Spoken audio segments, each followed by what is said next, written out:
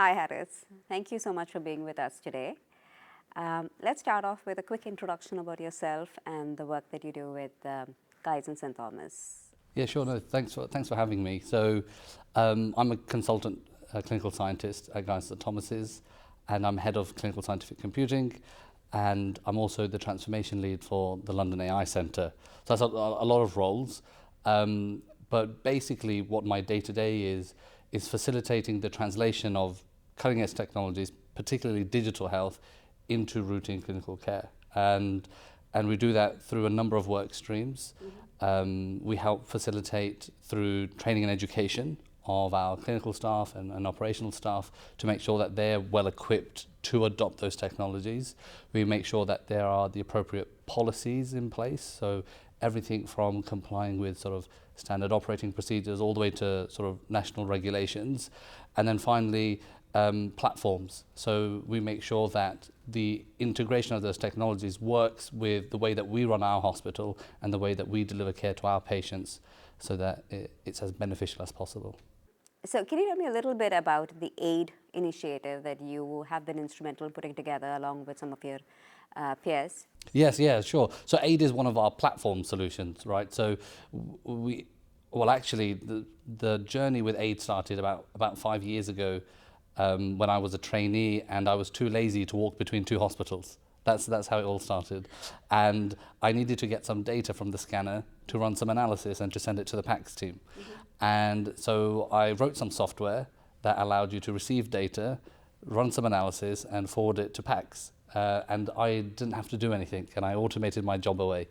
And has slowly built since that day, and we now have a large program funded by the Office of Life Sciences, and we now have a consortium of 10 teaching hospitals across London and the South East, and AIDE is now being rolled out in all of those hospitals to facilitate the adoption of AI and the integration of it with clinical systems in a way that's interoperable, secure, and built upon free and open source technology to ensure its sustainability into the future. And so that's a really exciting opportunity, not just for the hospitals, but then also for our industry partners who collaborate with us, who want us to trial out their technologies and whose technologies we want to try.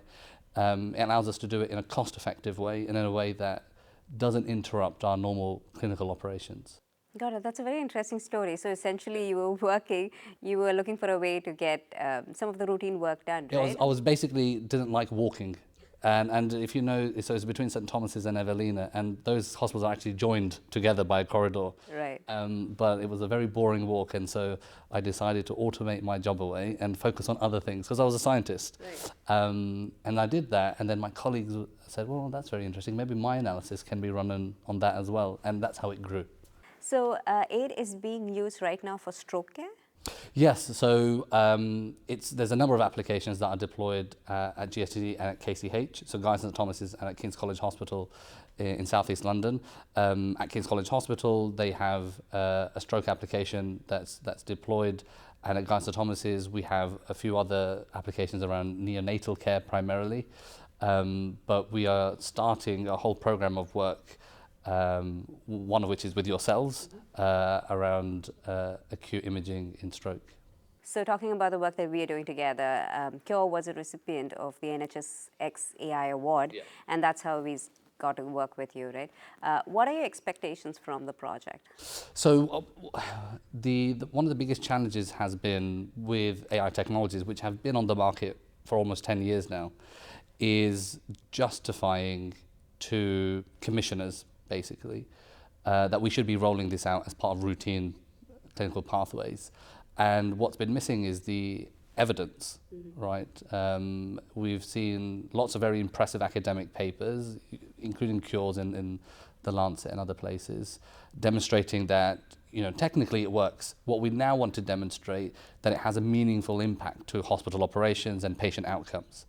And hopefully that's what we'll get out of our work together, and then really begin to impact patients at scale with AI technology, which is what it should be used for. Apart from stroke, do you also see the use case going into traumatic brain injuries and other?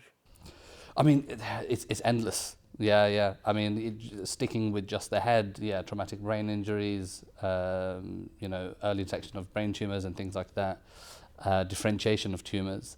But moving away from the brain and even moving away from clinical problems, to operational things like the COVID backlog and waiting lists and optimizing surgery times. There's all sorts of opportunity for AI. You mentioned the possibilities of AI is endless, but in the next couple of months or in the next 1 year, what do you think is realistically possible? That's a really short time frame for anything in medicine. I don't think anything's going to happen in the next few months or even a year. What I hope is that people continue to collaborate, and I think compared to where we were a decade ago, where we had a lot of products on the market that were not clinically informed, we were being approached by and seeing a lot of products where we didn't really understand how they would benefit us. Thankfully, that era is over, and we have companies like yourself where you have clinical advisors and chief medical officers in very senior positions in the decision making, and that's great. What I want to see, and I want to continue to see that, what I want to see in the long term is AI become boring, basically. Because actually, if you look at medicine is full of amazing, fantastic things. Even just look at an MRI machine. And they were sort of invented in the 60s and 70s. You have a quantum machine in your hospital that takes pictures of you. And nobody thinks that's exciting anymore. And I want the same thing to happen to AI. It just becomes another thing, and only the technologists know how cool it really is. It's been lovely chatting with you, Haris. We're really looking forward to all the work that we're going to be doing together, and hopefully we'll make AI boring. Awesome. All right, thank you. Thank you.